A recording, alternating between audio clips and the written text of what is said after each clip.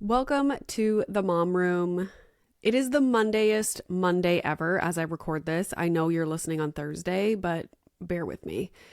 It's solar eclipse day, so all the schools are closed. Luckily, our situation is such that, does that make sense, that sentence?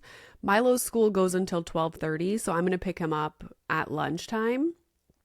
But still, so I'm trying to crush work this morning and then I go pick him up, and we have the little glasses to watch the eclipse. But then I was seeing people online be like, they're nervous to watch the eclipse with their child because are they going to keep the glasses on? What if they take them off and stare into the sun? Do they go blind? Like, what is the situation there? So I feel like if older kids, first of all, with regard to the schools, I feel like older kids should have, I don't know, because then I heard people say that you're putting the responsibility onto the schools if something actually does happen and a child doesn't listen and they look into the sun. But maybe for older kids, you view it as a class, and then younger kids, they play inside and you close the frickin' curtains, you know? I don't remember, like my mom messaged me this morning, she's like, what did we ever do back in the day with solar eclipses? Like, these have been happening forever. So I don't know. It's interesting how the schools are closed, but I understand they want kids to give kids the opportunity to see it because it's so, like, such a rare thing that occurs. But at the same time, parents also work, you know? We're like, I'm lucky I can take the rest of the day off, even though it's like the busiest week of my life.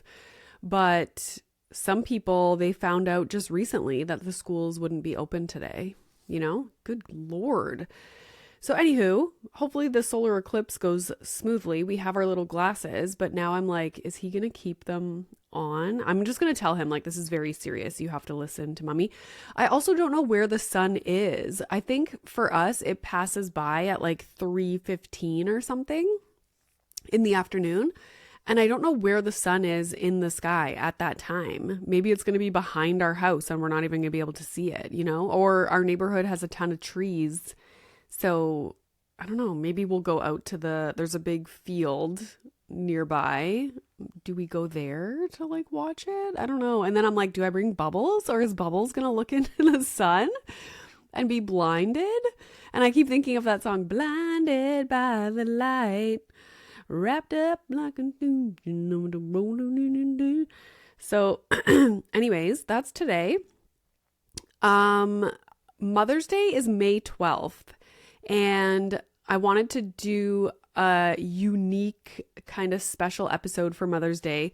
So I actually booked a studio downtown Toronto. I've been looking for a studio downtown Toronto that is similar to the experience of when I go record in LA. You just like walk in, walk out, they do everything for you. So I found a place. It's kind of new. It's called Soda Studios, I think.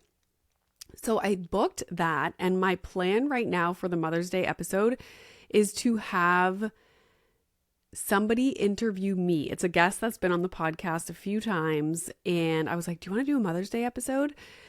So she is going to interview me, and it's just going to spark a bunch of conversation, as it always does. And that will be the Mother's Day episode. But now my dilemma is Mother's Day is on a Sunday. So do I put it out on the following Tuesday, or do I put it out on the Tuesday before Mother's Day? How does that work? Or do I just like put out a special episode on the Sunday? I don't know. We'll see. I haven't decided yet. But that's the plan for Mother's Day. I wanted to speak a little bit about, and what made me think about this is I saw a TikTok by Struggle Care. I believe she's Struggle Care on Instagram. And I think she's Domestic Blisters on TikTok. Anyways, she made this TikTok where it was basically little clips of showing her in different appointments with people, whether it be like virtually or like sitting, listening to someone. And the voiceover that was speaking to her was supposed to be the physician or the counselor, whoever it was that she was speaking to. And it was supposed to be like all these appointments are happening on different days. And each appointment, they were giving her, one or two things to do to maybe it's like release tension in her neck or something to do with like ADHD or a skincare routine to like get rid of like a skin something that's going on.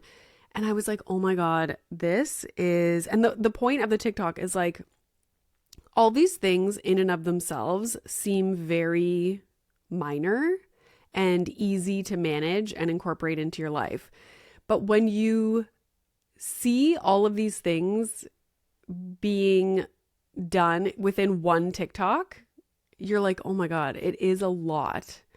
We're already so busy. And I understand that the world is set up in such a way right now where it's like, go, go, go. And everyone's busy, busy, busy. And work takes up like way more time than it ever has before. And I think that has to do with smartphones. Like we can constantly be doing work, and maybe our work situation is such that if we're just working Monday to Friday, 9 to 5, like we don't even have enough time in that, day to get things done. So yeah, in the evenings, you're going to be checking emails and responding to lighten the load of the next day. That's just how it is. I always think about that. I'm like, what can I get done on Sunday to kind of lighten my week so it's not absolute chaos? And then what if Milo gets sick? Like, what if something happens? So anywho, we're working nonstop because we have the ability to work nonstop. And then things just get overloaded.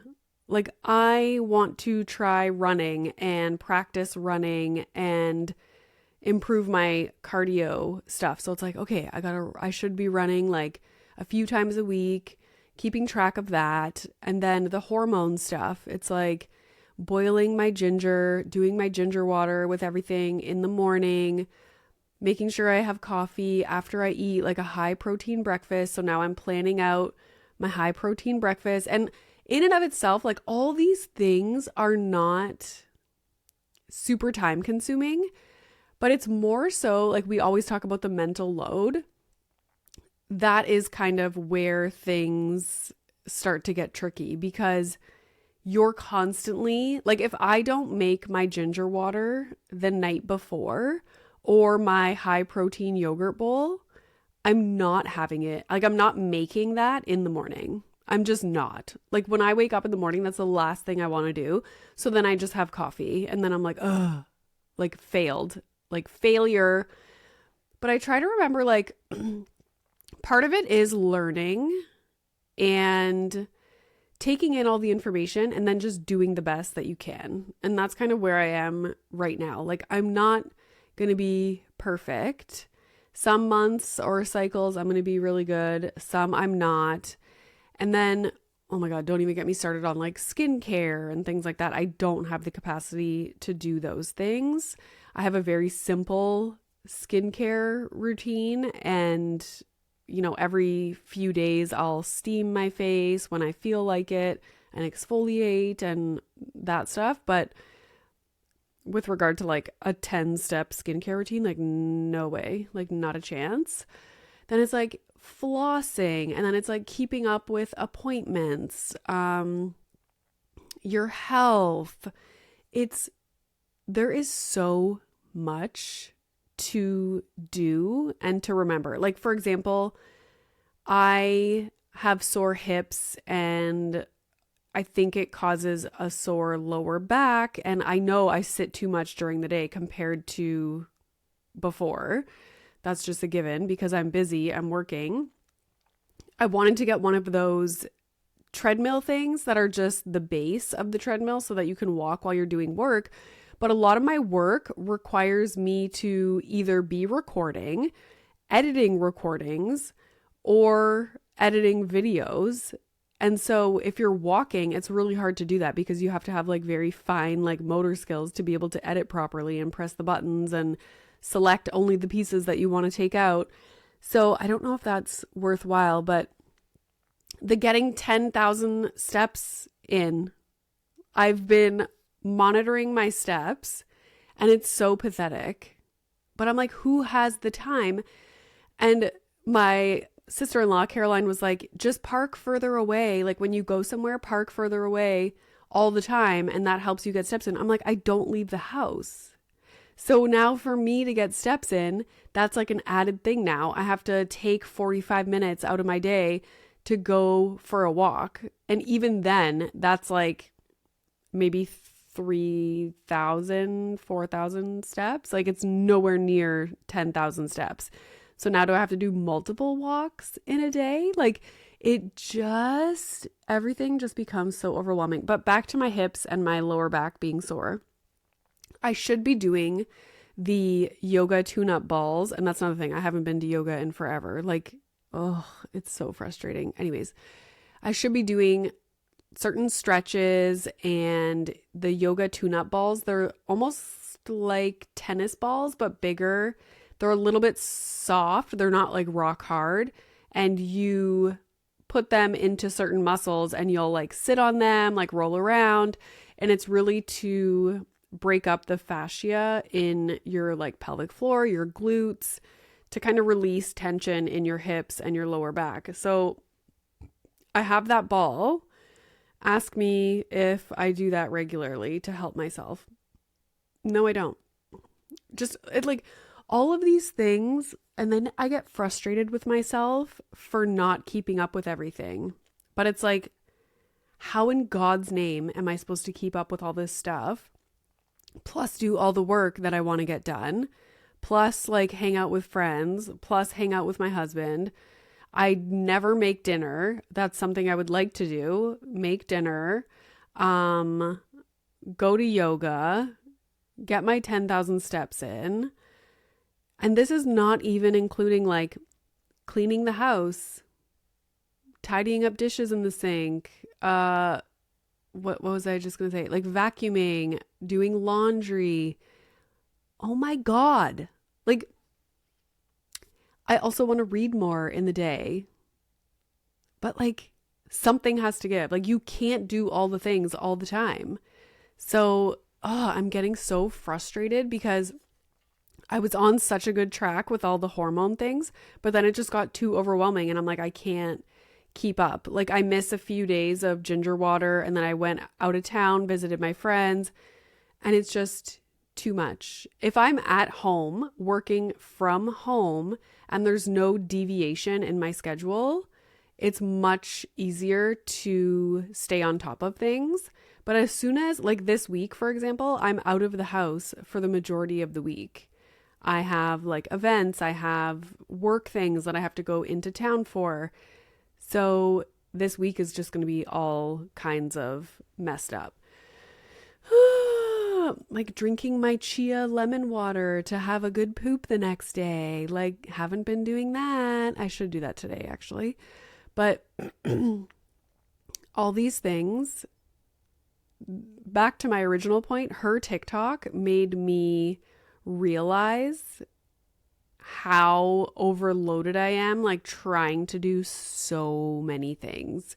It's almost like you need to take a step back and pick a few and just do your best, because I can't spend so much time doing a million things that like are not work or just things you need to do in everyday life. So I don't know if anybody else feels this way. Like there's just too many things. And then you look at social media and you see what other people are doing and you're like, oh my God, like, should I be doing that too? You know, like morning routines and like journaling and like, oh my God, I can't do it.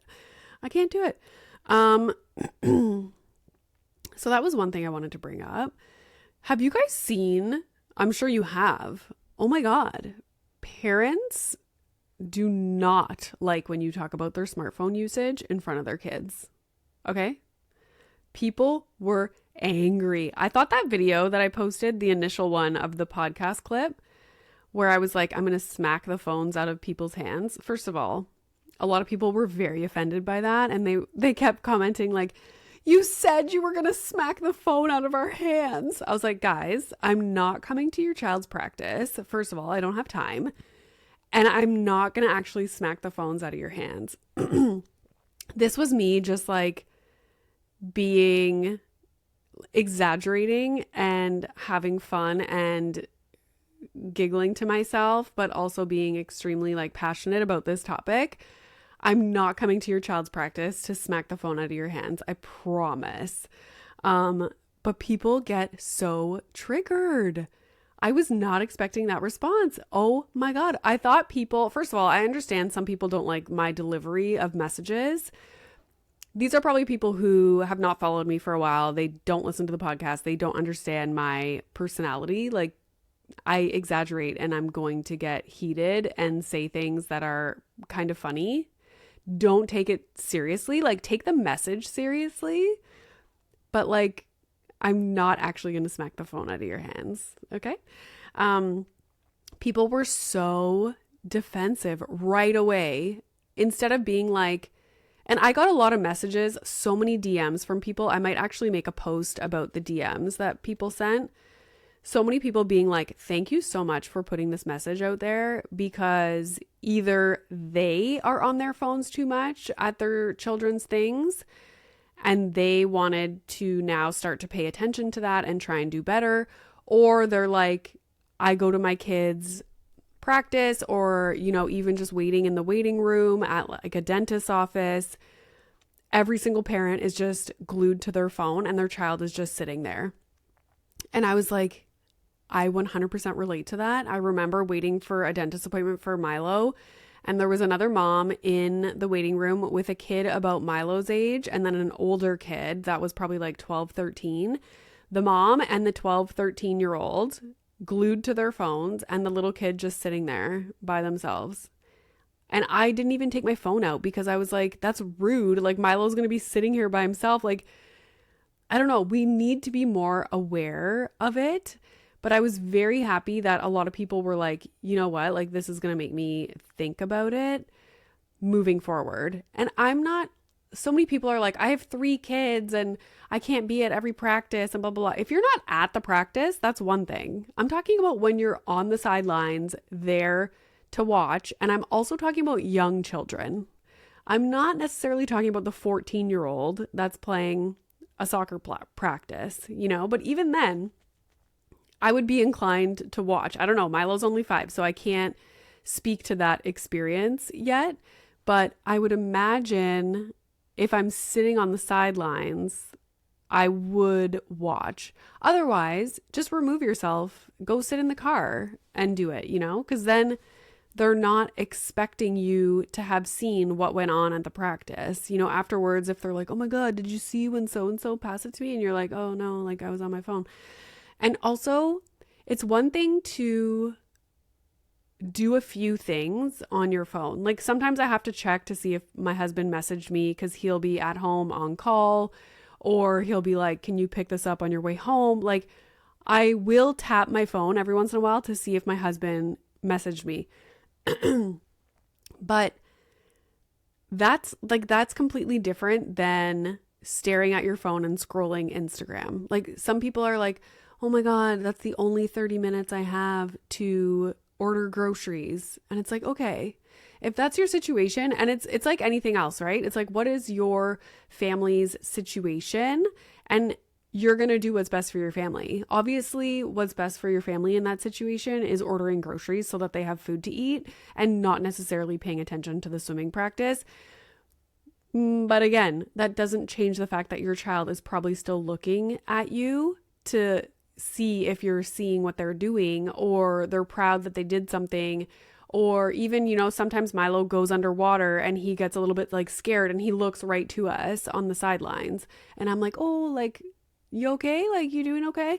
Like, just you're present and you're engaged and you're seeing what they're doing. So I understand that some people have to do something on their phones, but that doesn't change the fact of the situation of what's happening.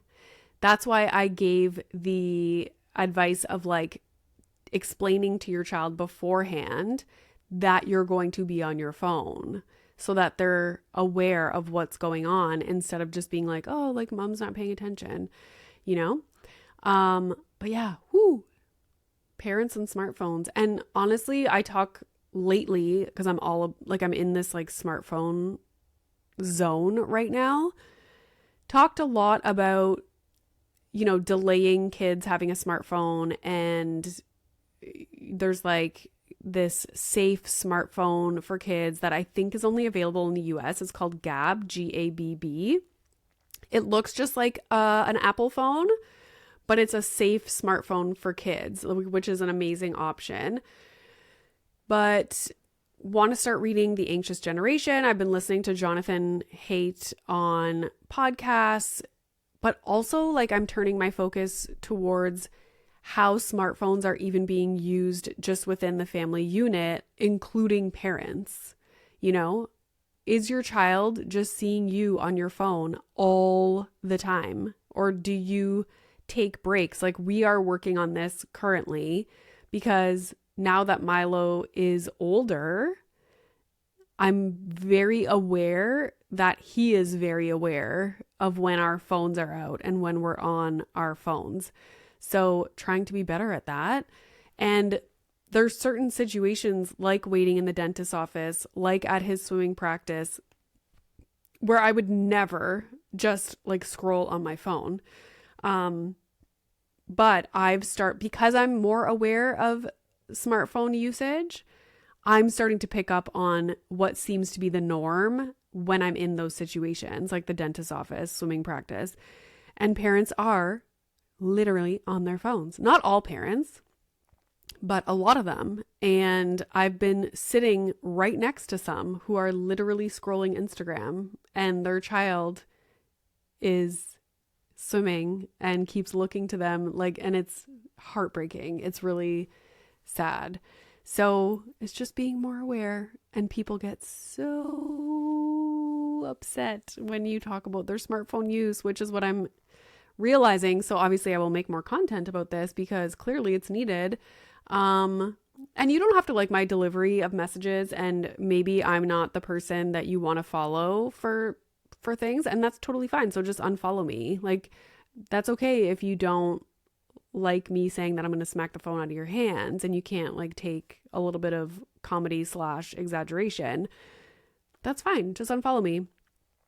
One comment made me giggle because she was like, I see now why you're not like a clinician, like you're not using your degree to do therapy with people because you have no empathy.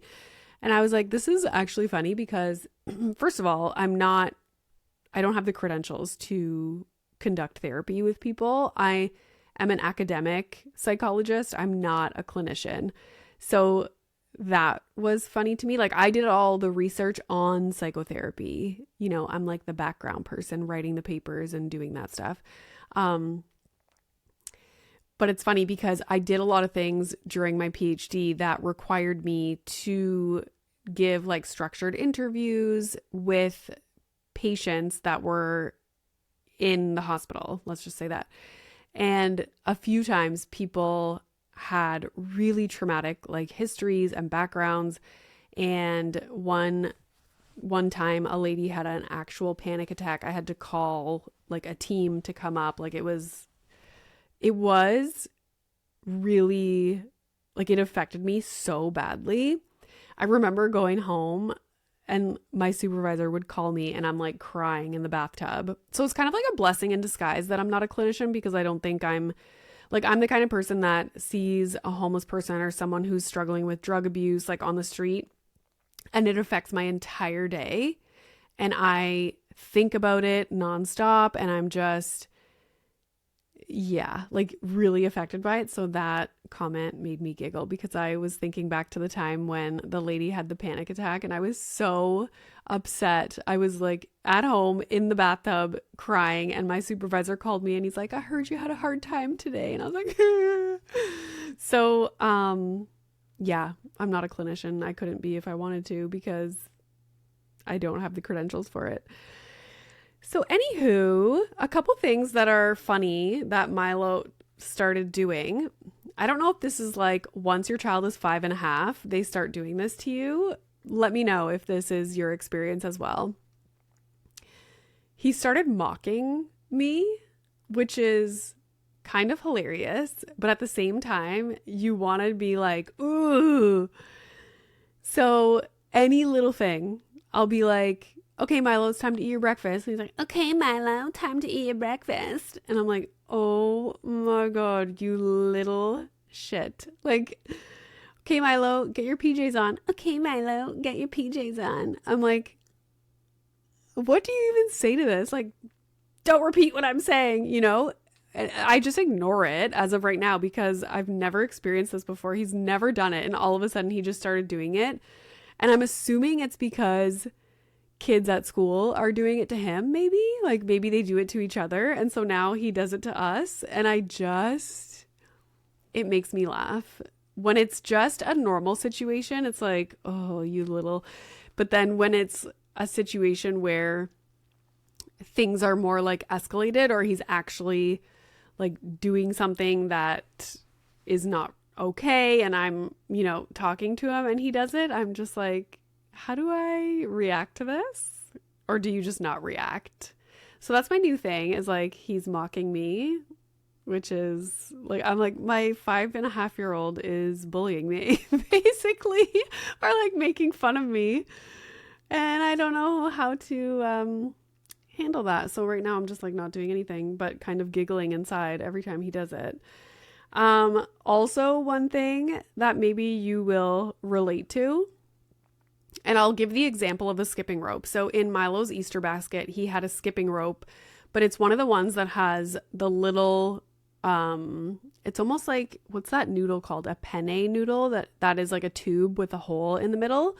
So it has like a bunch of those in plastic along the skipping rope so that it's more weighted, easier to use. And he will do it in the house on the hardwood floors. And it's so loud when the skipping rope hits against the floor. And at first I didn't say anything. He does it like every so often. He doesn't do it for a long period of time. And you don't say anything. But it is annoying. And in the back of my mind, I'm like, should I say that he's not allowed to do that in the house? But in that moment, it's not really bothering me. I'm not trying to like listen to the TV or get like work done or, I'm not overstimulated in that moment. So I just kind of let it go. And then he'll do it at a time where you are overstimulated and you have actually now decided that you don't want them to do it in the house. But then you're like, frig, like he's been doing it the last few days and I haven't said anything. And now all of a sudden I have to be like, can you not do that in the house? Like change your mind and be like, stop skipping, Or if you want to skip, go do it in the back on the back deck.